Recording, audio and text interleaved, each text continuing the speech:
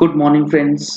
GST platform के YouTube channel में आप सभी का स्वागत है। जी हाँ फ्रेंड्स, जीएसटीआर 3B के अंदर जो रिटर्न फाइलिंग है उसमें फॉर्म के अंदर चेंजेस जो हैं वो किए जाने हैं। फॉर्म के चेंजेस डिस्कस करने से पहले आप लोगों के लिए एक जरूरी इंफॉर्मेशन ये है कि आप जुड़ सकते हैं अनअकैडमी, जो कि एक online and offline education platform है, जिसके अंदर आपको 7 डे का फ्री ट्रायल मिल रहा है for CA exams plus subscription के लिए।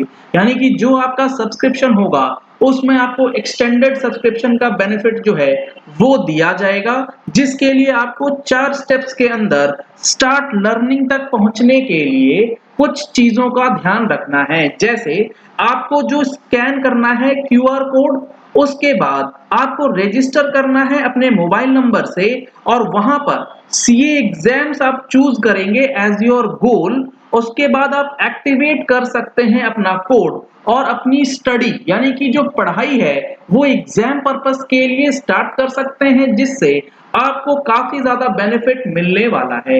ये ऑफर वैलिड रहने वाला है 20 जून से लेके 24 जून 2022 तक, और इसका बेनिफिट लेने के लिए आप हमारा जीएसटी प्लेटफॉर्म का स्पेशल कोड GP10 जो है उसका इस्तेमाल कर सकते हैं और अपना फ्री ट्रायल आज ही स्टार्ट कर सकते हैं और अपने आप को सीए एग्जाम्स के लिए प्रिपेयर कर सकते हैं।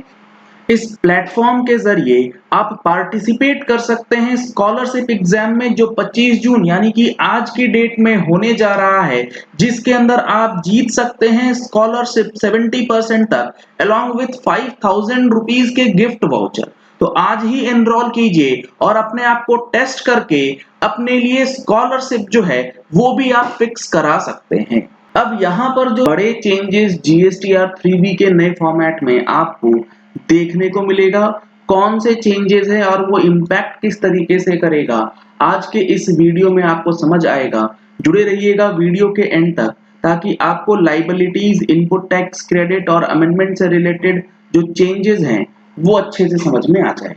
सबसे पहला जो जीएसटीआर 3B का नया फॉर्मेट आएगा उसके अंदर जो चीजें आपको ध्यान में रखनी होंगी वो ये रहेगा कि जीएसटी में जो आप रिटर्न भर रहे हैं जीएसटीआर 1 की, उसके अंदर अगर आपने कोई अमेंडमेंट फाइल किया है, यानी कि जीएसटीआर 1 में जो अमेंडमेंट फाइल होती हैं अभी वो डेटा, क्योंकि जीएसटीआर 1 का डेटा जो है वो ऑटो पॉपुलेट होता है और ऑटो पॉपुलेशन जिस डेटा का किया जाता है इंक्लूडिंग अमेंडमेंट डेटा ही आपको यहाँ पर नजर आता है। यानी कि अमेंडमेंट में और ओरिजिनल डेटा में जो डिफरेंसेस है उसको सम अप करके पर्टिकुलर टेबल 3.1 में ही ऐड किया जाता है अभी।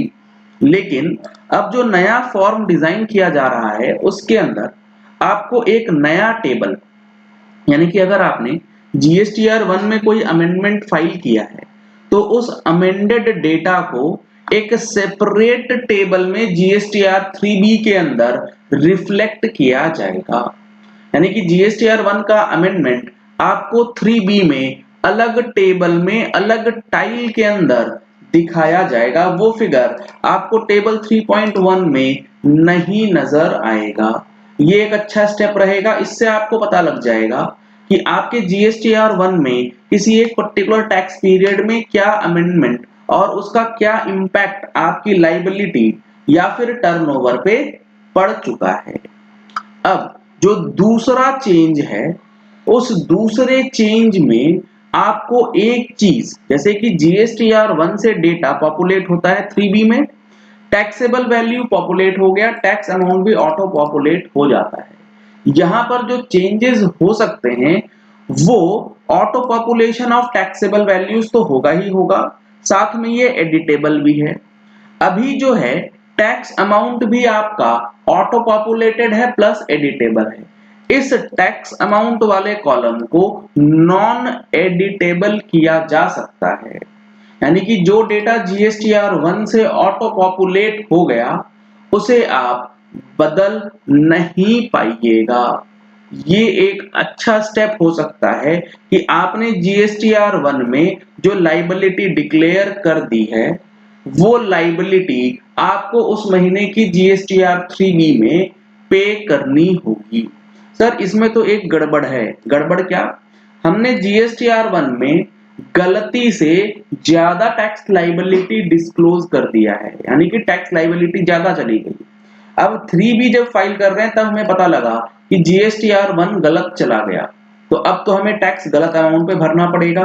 तो अमेंडेड फॉर्म के अकॉर्डिंग आपको उस पर्टिकुलर टैक्स पीरियड में गलत अमाउंट जो आपने 1 में भरा है वो ही डालना होगा। अगर आप उसे ठीक करना चाहते हैं तो इसके लिए जो अगला चेंज है वो ये है कि GSTR 3B में, जी हाँ फ्रेंड्स, GSTR 3B के अंदर ही अमेंडमेंट के लिए भी ऑप्शन जो है आपको प्रोवाइड किया जा सकता है। यानी कि GSTR 3B में अमेंडमेंट टेबल्स, एक तो हो गया GSTR 1 का अमेंडमेंट जो है वो आपको 3B में दिखेगा, प्लस GSTR 3B के जो ओरिजिनल टेबल्स हैं उसको भी अमेंड करने के लिए आपको एडिशनल टेबल्स दिखाए जाएंगे। मतलब ITC का हो या फिर आपने टेबल 3.1 में कुछ फिगर डाला है उसमें गलती हो गई है, तो आपको अमेंडमेंट टेबल्स जो हैं वो प्रोवाइड कर दिए जाएंगे GSTR 3B के अंदर। तो यहाँ पर इनपुट टैक्स क्रेडिट हो, आउटवर्ड लाइबिलिटीज हो, या फिर जो आपका पेमेंट ऑफ टैक्स वाला टेबल है, इसके अंदर भी डेटा फ्रीजिंग या एडिशन का ऑप्शन जो है, एडिट करने का ऑप्शन जो है उसे डिसेबल किया जा सकता है। कहने का मतलब है कि जो रिटर्न जिस महीने की ऑटो पॉपुलेट हो गई है उसे आप ठीक नहीं कर पाइएगा, उसे आपको ऐसे ही फाइल करना होगा। अगर कोई डिफरेंसेस है, कोई मिस्टेक्स हैं, तो उसे आप अगले महीने की रिटर्न में एडिट कर सकते हैं।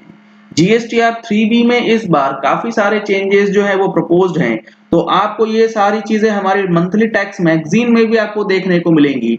अगर आपने अभी तक टैक्स मैगजीन का सब्सक्रिप्शन नहीं लिया है तो दिए गए नंबर्स पे कॉल करके, व्हाट्सएप करके आप टैक्स मैगजीन का सब्सक्रिप्शन ले सकते हैं, जिसमें आपको हर एक अपडेट के बारे में अच्छी तरीके से समझ में आ जाए। अब यहाँ पर जैसे कि इनपुट टैक्स क्रेडिट का टेबल है, इसके लिए भी अमेंडमेंट टेबल अलग से दिया जा सकता है, जिसमें अगर आपने इनपुट टैक्स क्रेडिट गलत क्लेम कर लिया है किसी महीने, तो उसको आप रेक्टिफाई कर सकते हैं, अमेंड कर सकते हैं अगले महीने की रिटर्न में। यानी कि नेक्स्ट मंथ आप अमेंडमेंट टेबल भर सकते हैं, जिससे आपका इम्पैक्ट, टैक्स का इम्पैक्ट जो है वो करेक्ट हो जाए।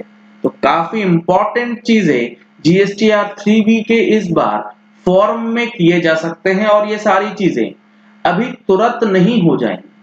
अभी ये फॉर्म डिजाइन होगा, कंसल्टेशन के लिए पब्लिक डोमेन में आएगा, उसके बाद फिर से इसका फाइनल अप्रूवल लिया जाएगा। मोस्ट प्रोबेबली आप मान के चलिए ये नेक्स्ट अप्रैल से ही ये नया फॉर्म जो है आपको देखने को मिलेगा। इस साल आपको ये चीजें नहीं मिलने वाली। GSTR 3B के अंदर जो चेंजेस हैं उसके लिए इंपॉर्टेंट चीजें रहेंगी। चलिए इस वीडियो को यही एंड करते हैं। आशा करते हैं कि आपको ये चीजें क्लियर हो गई होंगी कि GSTR 3B में जो अब चेंज होगा उससे आप किस तरीके से चेक करेंगे, वेरीफाई करेंगे और अमेंडमेंट फाइल कर सकते हैं। अगर आपने हमारे चैनल पर फर्स्ट टाइम ट्यून इन किया है तो चैनल को सब्सक्राइब करने के लिए नीचे दिया गया रेड कलर का सब्सक्राइब बटन प्रेस कर लीजिए। साथ में जो बेल आइकन है उसे प्रेस कर लीजिएगा ताकि वीडियोस की नोटिफिकेशंस आप तक रेगुलरली पहुंचती रहें। Thank you and have a nice day.